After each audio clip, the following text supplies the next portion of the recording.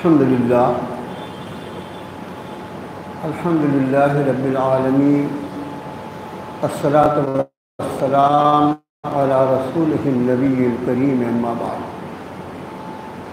اعوذ باللہ من الشیطان الرجیم، بسم اللہ الرحمن الرحیم۔ احسان و ایتاء ذی القربى وینہی عن الفحشاء والمنکر والبغی یعظکم لعلکم تذکرون، صدق اللہ العظیم۔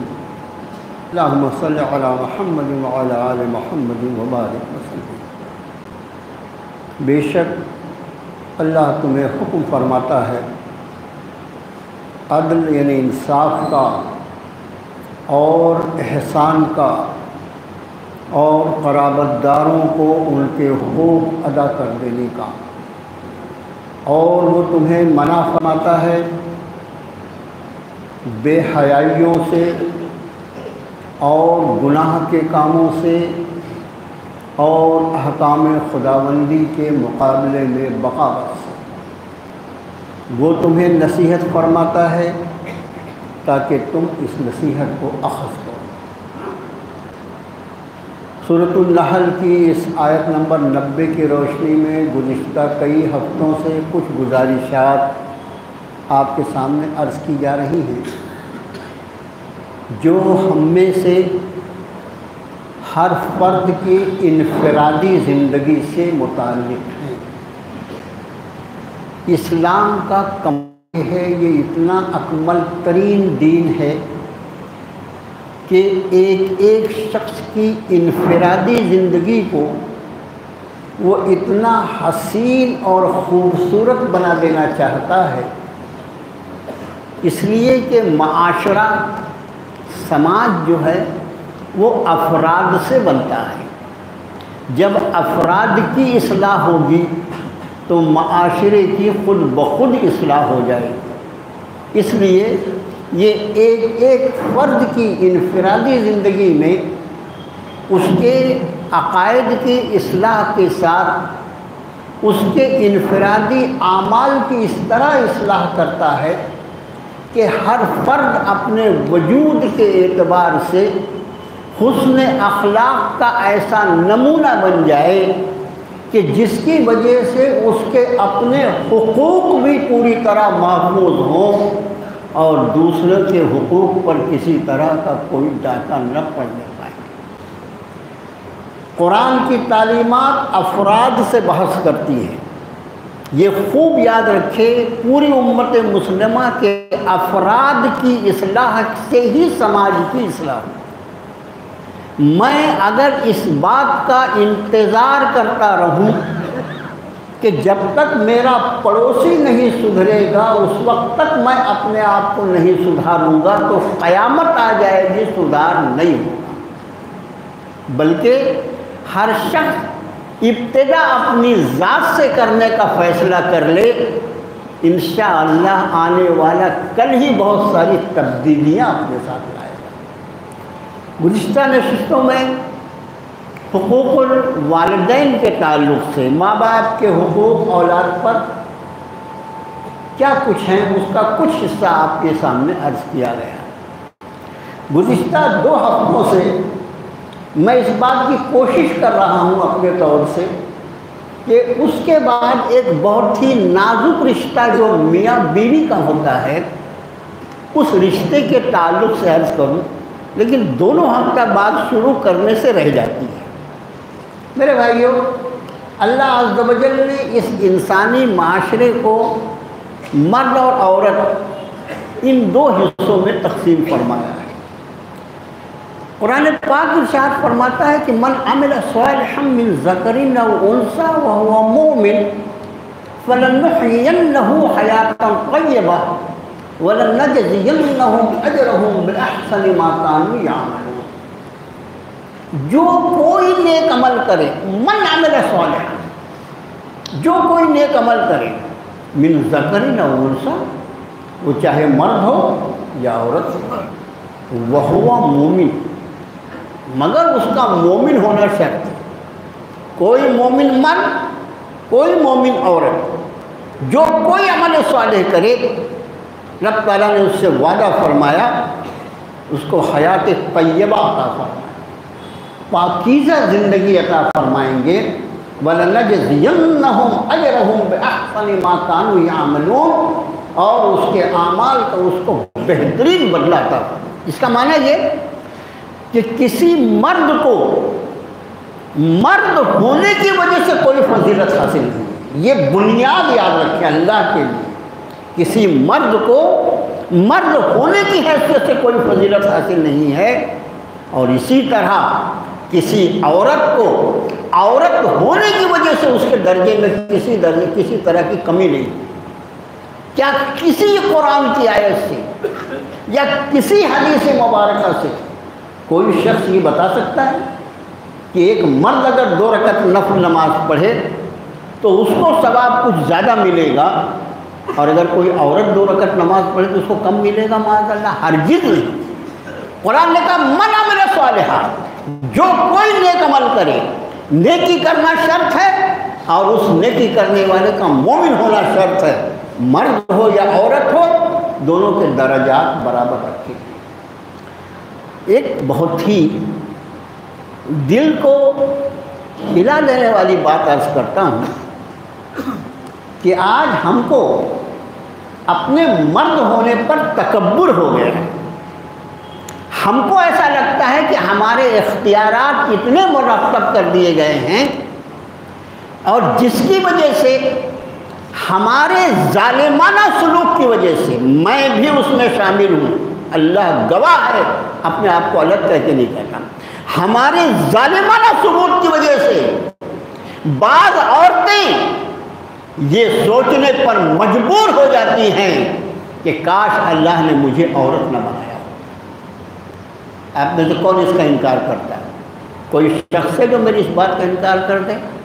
مرد کے ظالمانہ سلوک کی وجہ سے بعض عورتیں یہ سوچنے پر مجبور ہیں، ان پر جو ظلم ڈھائے گئے، جو ان پر زیادتیاں کی گئیں مردوں کی طرف سے، وہ یہ سوچنے پر مجبور ہے کہ کاش میں بھی مرد، اور یہ اس کی جو سوچ بنی اس کے ذمہ دار ہم ہیں، ہم، اور کل اللہ کی بارگاہ میں اس کا جواب دینا پڑے گا۔ میرے بھائیوں، یہاں سے بات شروع ہوتی ہے۔ رب تعالیٰ نے فرمایا الم یکن نطفۃ من منی یمنی ثم کان علقۃ فخلق فسوى فجعل منه الزوجین الذکر والانثى۔ کیا یہ انسان گزرے ہوئے کل میں ایک وقت ایسا نہیں تھا کہ یہ ایک نطفہ منی تھا، منی یمنا، اتنا لاچار قطرہ منی تھا کہ اس کو اس کی جگہ سے ٹپکایا گیا تھا، منی یمنا ثم کان علقہ، اور پھر اس کو گوشت کے لوتھڑے کی شکل میں بنا دیا، اور پھر اسی لوتھڑے کو، اس کے نو کو پلک سدھار کے فجعل منہ الزوجین الذکر والانثى، اور پھر جس کو چاہا مرد بنا دیا اور جس کو چاہا عورت بنا دیا۔ میں مرد ہوں، یہ میرے رب کی چاہت ہے، یہ اس کی مرضی ہے، کوئی عورت ہے، یہ میرے رب کی مرضی ہے۔ اگر میرا کوئی عمل اس کو یہ سوچنے پر مجبور کر دے کہ کاش میں عورت نہ ہوتی، تو جس آدمی کی بد کرداری اور ظلم کی وجہ سے اس کی سوچ پر یہ فرق پڑا ہے، یاد رکھنا کہ وہ کل خدا کی بارگاہ میں چھوٹ نہیں سکے۔ اب ایک رشتہ، دنیا رشتہ نکاح کے نام سے اس کو جانتی ہے، سنت رسول صلی اللہ علیہ وآلہ وسلم۔ اعمال کے اعتبار سے ہمارے یہاں اعمال کی 4 قسمیں، مشہور قسمیں، اس کے پہلے بھی آپ کے خادم نے عرض کیا ہے، فرائض ہیں، واجبات ہیں، سنت ہیں، اور نوافل ہیں یا مستحبات جن کو کہا جاتا ہے، یہ اعمال۔ ان کی درجہ بندی جو ہے اس میں ایک بنیاد کا خیال رکھو کہ جو فرض عمل ہے، واجب کا درجہ فرض کے بعد ہے، اسی طرح واجب جو عمل ہے سنتوں کا درجہ ان کے بعد ہے۔ کسی واجب پر عمل پیرا ہونے سے اگر فرض متاثر ہوتا ہے تو واجب کو چھوڑنا پڑتا ہے۔ سنت پر عمل کرنے سے اگر واجب متاثر ہوتا ہے تو سنت کو ترک کیا جاتا ہے، اور سنت پر عمل کرنے سے، نفل پر، مستحب پر عمل کرنے سے اگر سنت متاثر ہوتی ہے تو مستحب کو چھوڑا جاتا ہے۔ یہ تو عام اصول ہے اس قرآن کا۔ آپ دیکھیں فجر کی نماز میں جب ہم آتے ہیں تھوڑا دیر سے پہنچتے ہیں، اب یہ ہوتا ہے کہ جماعت کھڑی ہے۔ ہمارے ہاں حنفی مسلک میں اس بات کی اجازت ہے کہ سنت مؤکدہ، نمازوں میں جتنی سنت مؤکدہ ہے اس میں افضل ترین سنت مؤکدہ جو ہے وہ فجر کی ہے۔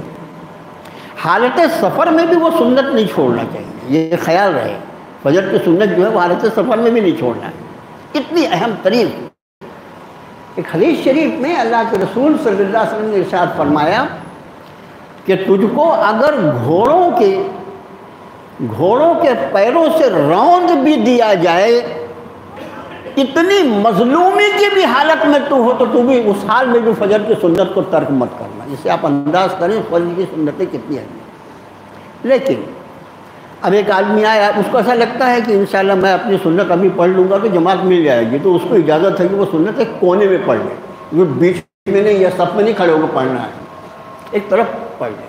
لیکن اگر اس کو یہ لگتا ہے، اتنی اہم ترین سنت ہے، لیکن اس کو اگر یہ لگتا ہے کہ میں اگر اس سنت کی نیت باندھوں گا اور میری جماعت چھوٹ جائے گی، تو اس کو جماعت کو پکڑنا پڑے گا، سنت کو بعد میں پڑھنا ہے۔ اور بعد میں کب پڑھنا ہے؟ بعد میں طلوع آفتاب کے بعد پڑھنا ہے، فوراً ہی نہیں کھڑا ہو جانا بعد میں پڑھنے کے لیے۔ ہمارے کیا ہے، ان کو دیکھ کے لوگ یہاں سے بھی کچھ مسئلے لیتے ہیں، وہاں سے بھی مسئلے لیتے ہیں۔ تو اب ظاہر ہے کہ اتنی اہم ترین سنت ہے اور جماعت میں شامل ہونا واجب ہے، اس لیے کہ جماعت کی فرض نماز ہے، اور جب جماعت کو اس میں شامل ہونا واجب ہے۔ تو چونکہ اس اہم ترین سنت پر عمل ہونے سے بھی واجب چھوٹ جاتا، جماعت چھوٹ جاتی، اس لیے اس واجب کو قائم رکھنے کے لیے سنت کو مؤخر کر دیا جائے گا، جبکہ اہم ترین سنت ہے فجر کی۔ اس سے آپ انداز کر سکتے ہیں نکاح جو ہے یہ بھی سنت عمل ہے، اور ظاہر ہے کہ سنت پر عمل پیرا ہونے کے لیے واجب کو کبھی بھی قربان نہیں کیا جا سکتا، فرائض کو کبھی قربان نہیں کیا جا سکتا۔ لیکن ہمارا مزاج ایسا ہے، ہم تھوڑی دیر کے لیے مسلمان رہتے ہیں اور اس کے بعد باقی چیزوں کے وقت میں ہم بھول جاتے ہیں کہ اس وقت بھی ہم کسی نبی کے امتی، ہم بھول جاتے۔ میرے بھائیوں، تم اللہ کے لیے، میں تم کو اللہ کا واسطہ دے کے کہتا ہوں، تم 24 گھنٹہ اس بات کا استحضار رکھو، اس کا خیال رکھو کہ تم اللہ کے بندے ہو، اور اسی طرح جناب محمد الرسول اللہ صلی اللہ علیہ وسلم کی امتی ہو۔ 24 گھنٹہ خیال رکھو اللہ کے لیے کہ تم کسی نبی کے امتی ہو، اور وہ نبی آنے والے کل میں تم پر گواہ کی حیثیت سے کھڑے کیے جائیں گے حشر کے میدان میں۔ فَكَيْفَ إِذَا جِئْنَا مِنْ كُلِّ أُمَّةٍ بِشَهِيدٍ وَجِئْنَا بِكَ عَلَىٰ هَٰؤُلَاءِ شَهِيدًا۔ کیا حال بنے گا نبی صلی اللہ علیہ وسلم اس وقت جب ہم سارے امتوں میں سے ایک گواہ اٹھا کر کھڑا کریں گے، اور ان سارے گواہوں پر آپ کو گواہ بنا کر کھڑا کریں گے۔ قرآن کا یہ بھی ارشاد ہے، وَكَذَلِكَ جَعَلْنَاكُمْ أُمَّةً وَسَطًا لِتَكُونُوا شُهَدَاءَ عَلَى النَّاسِ وَيَكُونَ الرَّسُولُ عَلَيْكُمْ شَهِيدًا۔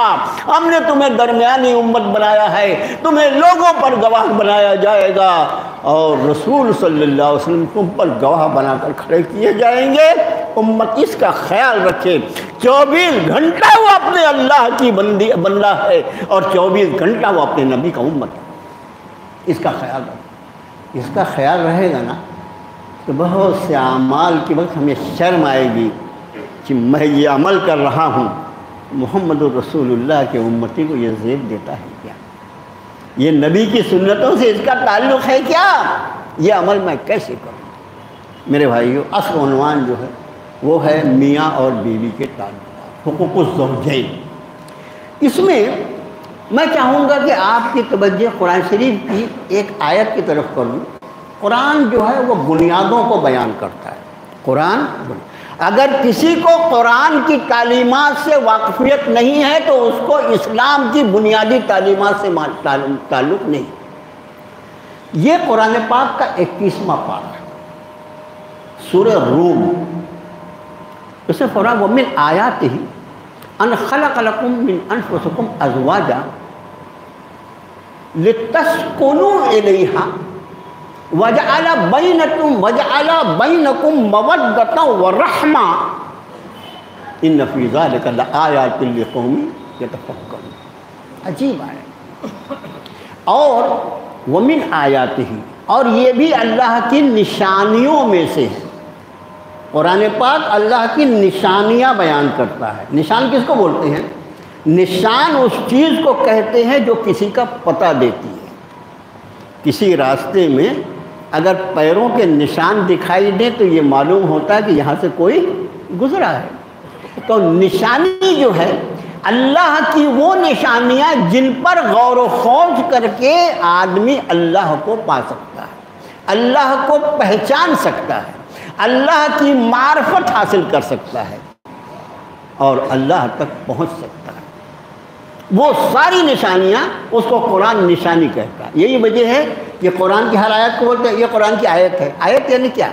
قرآن کی ہر آیت جو ہے وہ اللہ تک پہنچنے کا ذریعہ ہے۔ ان ھذہ تذکرہ، خود قرآن کہتا ہے ان ھذہ تذکرہ، یہ قرآن یہ نصیحت نامہ ہے۔ فمن شاء اتخذ الی ربہ سبیلا، تم میں جو چاہے اپنے رب تک پہنچنے کا راستہ اختیار کر لے۔ تم اپنے رب تک اگر پہنچنا چاہتے ہو تو آؤ، تم اس کی کتاب کو تھام لو، اس کی کتاب کو تھامے بغیر تم اپنے رب تک نہیں پہنچ۔ اگر کوئی اس کا دعویٰ کرتا ہے کہ قرآن کو ہٹا کے ہم تم کو اللہ سے ملا دیں گے، وہ کذاب ہے، وہ دجال ہے، وہ قرآن کی اس آیت کا منکر ہے جس میں رب نے فرمایا ان ھذہ تذکرہ، بلا شبہ یہی وہ نصیحت نامہ ہے۔ فمن شاء اتخذ الی ربہ سبیلا، تم میں جو چاہے اپنے رب تک پہنچنے کا راستہ اختیار کرے۔ تو قرآن نے فرمایا وَمِنْ آیاتہ، اور اس کی نشانیوں میں سے وَمِنْ آیہ، من اس کو تبعیض کے لیے استعمال ہوتا ہے، کچھ میں سے کچھ، اور اس کی آیتوں میں سے ایک آیت یہ بھی ہے اللہ کی نشانیوں میں سے۔ آپ انداز کریں کیا مضمون قرآن بیان کر رہا ہے۔ وَمِنْ آیَاتِهِ أَنْ خَلَقَ لَكُم مِّنْ أَنفُسِكُمْ أَزْوَاجًا، کہ اس نے اللہ نے تمہارے لیے تمہیں میں سے تمہارے جوڑے پیدا کیے۔ ازواج زوج کی جمع، زوج کہتے ہیں جوڑے کو، اس لیے ہمیں نام کے ساتھ زوجہ جو استعمال ہوتا ہے نا، تو زوج کہتے ہیں جوڑے کو۔ فرمایا یہ اللہ کی نشانیوں میں سے ہے، یہ اللہ کو پہچاننے کا ذریعہ ہے کہ ان خلق لکم من انفسکم ازواجا، کہ اس نے تمہیں میں سے تمہارے جوڑے پیدا کیے۔ انسانوں کا نکاح جنات سے نہیں ہو سکتا۔ وہ جو قصے کہانی ہے نا، ایک جنات زادی تھی اور وہ جنات زیادہ تھا، وہ اس کو قصے کہانی میں آپ سن لیجئے، لیکن اللہ نے انسان کا جوڑا انسان کو بنایا۔ خلق لکم من انفسکم ازواجا، اس نے تمہیں میں سے تمہارے جوڑے پیدا کر دیے۔ بنی آدم میں سے ہی حضرت آدم علیہ السلام کی پسلی سے جناب حوا کو پیدا کیا، اور میرے والد اور والدہ، والد جو تھے ان کو تو دستے قدرت سے بنایا، والدہ کو ان کی پسلی سے پیدا کیا، اور میرے انہی والد اور والدہ سے پوری انسانیت کو کھڑا کیا۔ تو من آیاتہ ان خلق لکم من ازواجہ، اللہ کی نشانیوں میں سے ہے کہ اس نے من انفسکم ازواجا، تمہارے جوڑے تمہیں میں سے پیدا کیے۔ اور پیدا کرنے کے بعد کیوں پیدا کیا، جوڑا کیوں بنایا، زوج کو کیوں پیدا کیا، میاں بیوی کا رشتہ کیوں پیدا کیا؟ لِتَسْكُنُوا إِلَيْهَا، ایک لفظ ہے لِتَسْكُنُوا إِلَيْهَا، سکون کا لفظ استعمال کرتے ہیں نا، سکون، لِتَسْكُنُوا إِلَيْهَا، تاکہ تم اس کے پاس سکون حاصل کرو۔ مطلب رشتہ زوجیت کی بنیاد جس کو اللہ نے بنایا وہ ہے سکون۔ اس کا معنی اگر میاں بیوی کی زندگی میں سکون نہ ہو تو جس مقصد کے لیے اللہ نے اس رشتے کو بنایا وہ پامال ہو گیا، وہ ختم ہو گیا۔ میرے رب نے یہ فرمایا، میں نے آپ سے عرض کیا قرآن بنیادوں کو بیان کرتا ہے، ایسی بنیادیں کہ دنیا اپنی جگہ چھوڑ دے گی۔ آیات قرآنی کی بنیادیں کبھی نہیں ہلیں گی، یہ کلام اللہ ہے، یہ اللہ کی مخلوق نہیں ہے، اللہ کا کلام ہے۔ لِتَسْكُنُوا إِلَيْهَا، تاکہ تم اس کے پاس، الیہا یہ ضمیر مؤنث کی ہے، ہا کی ضمیر مؤنث کی ہے، اس کا مطلب تاکہ تم یعنی مرد، لتسکنوا الیہا تم اس عورت کے پاس سکون حاصل کرو۔ اس کا مطلب جس میاں اور بیوی کی زندگی میں سکون نہ ہو اس نے رشتہ زوجیت کا حق ہی نہیں ادا کیا۔ اور پھر اس کے بعد آگے کیا عرض کروں، کیا آیتوں کے الفاظ ہیں، وَجَعَلَ بَيْنَكُمْ مَوَدَّةً وَرَحْمَةً، اور دیکھو اس اللہ نے تمہارے درمیان، یعنی تم میاں بیوی کے درمیان مودت اور رحمت، مودت کہتے ہیں محبت کو، اور رحمت کہتے ہیں، رحمت کا لفظ ایک دوسرے پر اچھی طرح میں استعمال کرتے ہیں، دو لفظ استعمال کیا، وَجَعَلَ بَيْنَكُمْ مَوَدَّةً وَرَحْمَةً، اور اس نے تمہارے درمیان، بینکم تمہارے درمیان یعنی تم میاں بیوی کے درمیان اللہ نے اپنی طرف سے مودت رکھا ہے، انتہائی محبت رکھا ہے، اور انتہائی مہربانی، انتہائی ایثار، انتہائی قربانی کا جذبہ رکھا۔ یہ اللہ کی طرف سے ودیت کیا گیا ہے۔ یہ قرآن کی آیت ہے سورہ ہود مہینہ، فی ذالک لآیات لقوم یتفکرون، غور و خوض کرنے والی قوم کے لیے اس میں بڑی نشانیاں، بڑی علامتیں ہیں کہ کیا اللہ نے اس رشتے کو بنایا ہے۔ اب آپ انداز فرمائیں، جن مقاصد کو قرآن بیان فرماتا ہے رشتہ زوجیت کے لیے، میاں بیوی کے لیے، اس میں بنیادی مقصد ایک تو اس میں سکون اور دوسرے ایک دوسرے کے درمیان انتہائی محبت، انتہائی آسان۔ یہ قرآن شریف کا کمال یہ ہے کہ یہ ان حقائق کو بیان کرتا ہے جس کو آدمی اپنی کھلی آنکھوں سے دیکھ سکتا ہے۔ میاں اور بیوی نکاح کے پہلے ان کا کوئی تعلق نہیں، عام طور سے نکاح کے پہلے قریبی رشتے جو ہیں وہ تو حرام قرار دیے گئے ہیں، جس میں نکاح ہو ہی نہیں سکتا، جو بہت قریبی رشتے ہیں اس کو تو حرام کر دیا، حرمت علیکم امہاتکم وبناتکم، وہ پوری آیت شریفہ ہے سورۃ النساء کی، فلاں فلاں فلاں فلاں فلاں رشتے جو ہیں یہ حرام ہیں، اس میں تو نکاح ہو ہی نہیں سکتا۔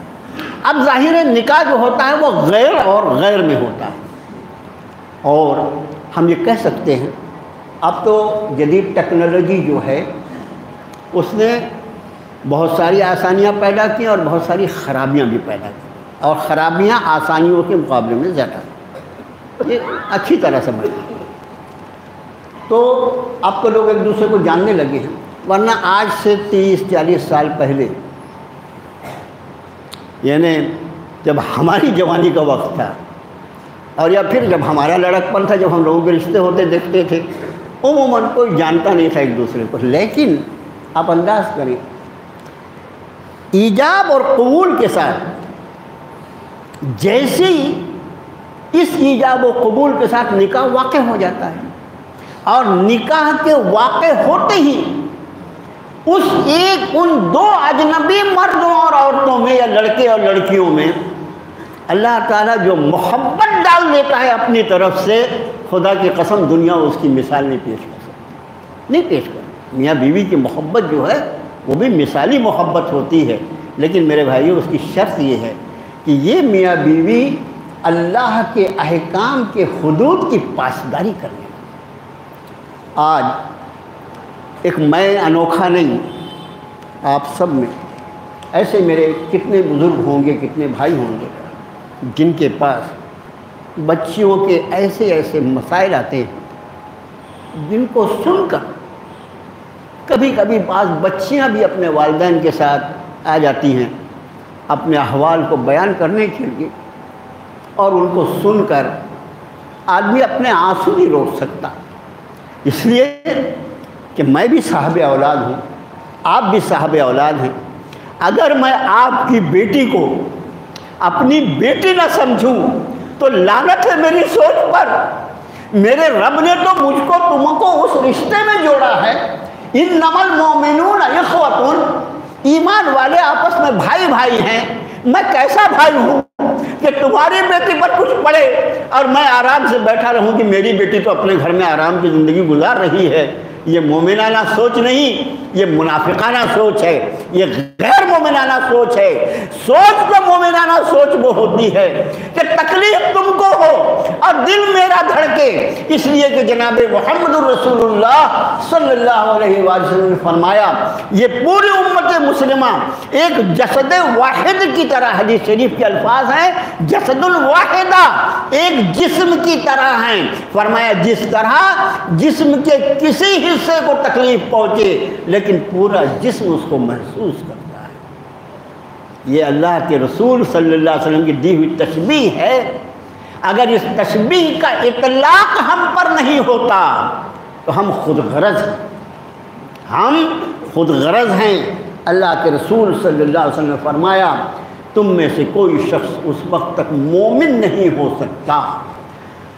محدثین علماء اب اس طرح کی جو روایات ہیں اس کے ترجمے میں پھر ایک لفظ وہ بڑھاتے ہیں تم میں سے کوئی شخص اس وقت تک کامل مومن نہیں ہو سکتا۔ کامل مومن، مومن کی کچھ خصوصیات ہوتی ہیں۔ مومن اپنے مومنانہ کردار کی وجہ سے پہچانا جاتا ہے، یہ مومن ہے، یہ اللہ پر ایمان رکھنے والا بندہ ہے، یہ آخرت پر ایمان رکھنے والا بنتا ہے، اس کی زندگی کا ایک ایک حصہ اس پر غماز اور گواہ ہوتا ہے، یہ مومن ہے۔ تو آپ نے فرمایا تم میں سے کوئی شخص اس وقت تک مومن نہیں ہو سکتا۔ لا یؤمنو، لا حدیث شریف کے الفاظ ہوتے ہیں لا یؤمنو حتی، اس کا لفظی ترجمہ نہیں مومن ہو سکتا یہاں تک کہ جب تک کہ وہ وہی اپنے بھائی کے لیے پسند نہ کرے جو خود کے لیے پسند کرتا ہے۔ اگر میں یہ پسند کرتا ہوں کہ میری بیٹی اپنے گھر میں ایک ایسی زندگی گزار رہی ہو جو جنت کا نمونہ ہو، تو میری سوچ یہ ہونا ضروری ہے کہ میرے سارے ایمان والے بھائیوں کی بیٹیاں اس طرح جیسے میں اپنی بیٹی کے لیے درد رکھتا ہوں، ہر باپ اپنے دل میں وہی درد رکھتا ہوگا۔ اگر کسی باپ کے آنسو نے میری آنکھوں کو نم نہیں کیا تو میرا ایمان ابھی سوچنے کے لائق ہے کہ ایمان مکمل ہوا یا نہیں۔ یہ سماج میں آپ دیکھیے یہاں احساس نہیں ہوگا، کبھی وقت نکالو اور ذرا کورٹ میں چلے جاؤ، فیملی کورٹ میں، اور وہاں دیکھو کتنی برقع پوش خواتین اپنی والدہ کے ساتھ اپنے بھائیوں کے ساتھ اس کورٹ میں کھڑی ہوئی ہیں، جس کورٹ کے تعلق سے ہمارے علماء چیخ چیخ کے مر گئے کہ دیکھو یہ طاغوت ہے، یہ اللہ اور اس کے رسول کی مخالفت آمادہ کرنے والی جگہ ہے، یہاں مسلمان جانا چھوڑ دیں، اپنے معاملات اپنے اسلامی عدالتوں میں جا کر حل کریں، اس لیے کہ وہاں شرعی فیصلے کیے جائیں گے۔ لیکن ہمارا یہ سماج اتنا مردار سماج ہے، اتنے مردار ہو گئے، ہم میں اتنی خود غرضی آ گئی، ہم دوسروں کے درد کو اپنا درد سمجھنے کو تیار نہیں۔ مسلمانوں کا ایک بڑا طبقہ اپنی بیٹیوں کے طرف سے ایسی تکالیف کا شکار ہے، اور وہ مظلوم بیٹیاں ان کے دل سے نکلنے والی بددعائیں اور ان مظلوم بیٹیوں کے مظلوم ماں اور باپ کے تڑپتے ہوئے دل سے نکلنے والی بددعائیں یہ عرش الہی کو ہلانے کے لیے کافی۔ تم پوچھتے ہو امت مسلمہ پر یہ حالات کیوں آئے؟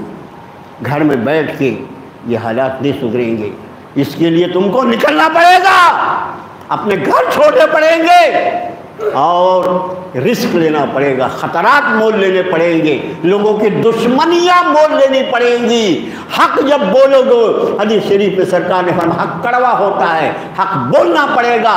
سماج اپنے اندر یہ طاقت پیدا کر لے، سماج یہ وہ طاقت اپنے اندر رکھتا ہے کہ جس دن یہ کھڑا ہو جائے گا کوئی ظالم شوہر اپنی بیوی پہ ظلم کر کے نکل نہیں سکے گا، اس کا گلا پکڑ لیا جائے گا، اس کو 10 بار سوچنا پڑے گا اپنی بیوی کو اپنے گھر سے نکالنے کے پہلے کہ صرف اس کا باپ نہیں آئے گا، اس کا بھائی نہیں آئے گا، اس کے پہلے مسجد کا امام آ جائے گا، مسجد کے مصلی آ جائیں گے، جس مسجد محلے میں میں رہتا ہوں اس مسجد کے مصلی آ کے میرے گھر کو گھیر لیں گے، کون ہوتا ہے تو میری بیٹی پہ ظلم کرنے والا۔